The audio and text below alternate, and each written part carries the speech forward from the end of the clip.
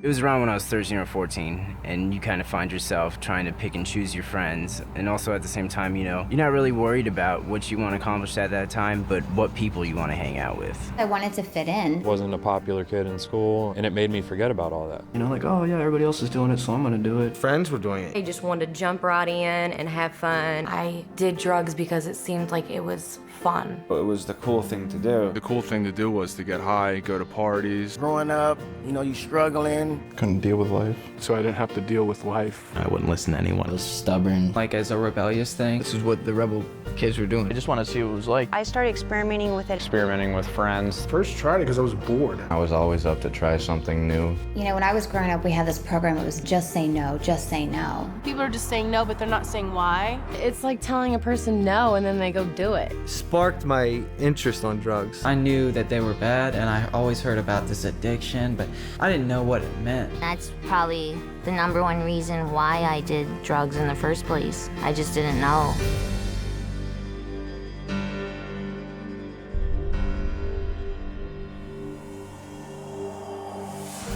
Drugs are everywhere. They're in magazines, movies, TV shows, you know, billboards. They're all over the place.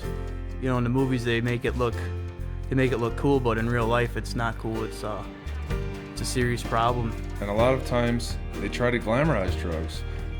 Like make drug dealers or getting high look cool. But that's only in the movies. In real life, it's a whole different story. All drugs, whether we're talking about alcohol, marijuana, LSD, these are all essentially poisons. It would depend on the amount that you take. I mean, a lesser amount might just speed you up, make you feel really active. Stronger amount or a stronger dosage would act as a sedative, make you slow, sluggish, tired. And even more amounts, it would kill you. You'd have an overdose.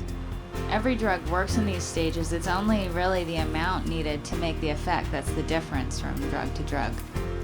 A person who's taking drugs, whether for physical pain or just to try and block off any sensations they don't want to feel, those sensations are actually just being pushed away and getting worse and worse. You're gonna be totally numb and just not be able to feel anything.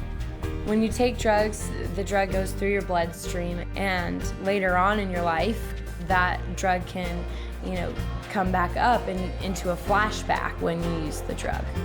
You could have taken LSD one day and like a year down the road, it could come back into effect and you can start hallucinating again. And it's not just LSD, it's every drug. So you can get hit with the effects of a drug even a long time after you stop taking them. Drugs definitely affect the mind. Everything you see around you is different than what's really going on. You can't hear correctly, see correctly. All of your senses are totally thrown off. Your perception is definitely distorted. Makes it dangerous for you and others because you don't know what's going on. You can't handle things, you know, the way they're supposed to be handled. Drugs affect your memory so much. It doesn't matter if you're taking them for a long time or just a short period of time. I know, like, when I first got, like, just tried studying and stuff more, like, I really couldn't concentrate, I couldn't pay attention. I went from like a straight A student to like, you know, a B- student, C student. Then I quit going to school and I would get really frustrated. It's like your brain won't function. You can't think straight. It's like everything is messed up. I never got anything done. I would start on something and I wouldn't finish it. It just didn't happen. It was just unbearable. I couldn't deal with life at all. I couldn't get a job because I was like just out of it completely. My decisions were based off of, you know, what this drug is telling me to do rather than, you know, what I want to do.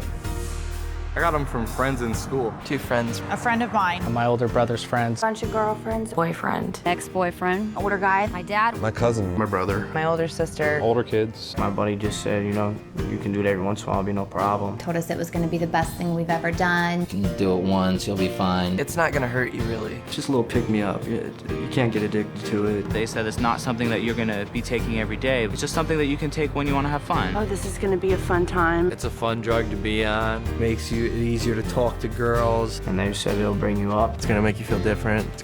You're gonna like it, you're gonna feel good. It's all in your face that's the thing to do.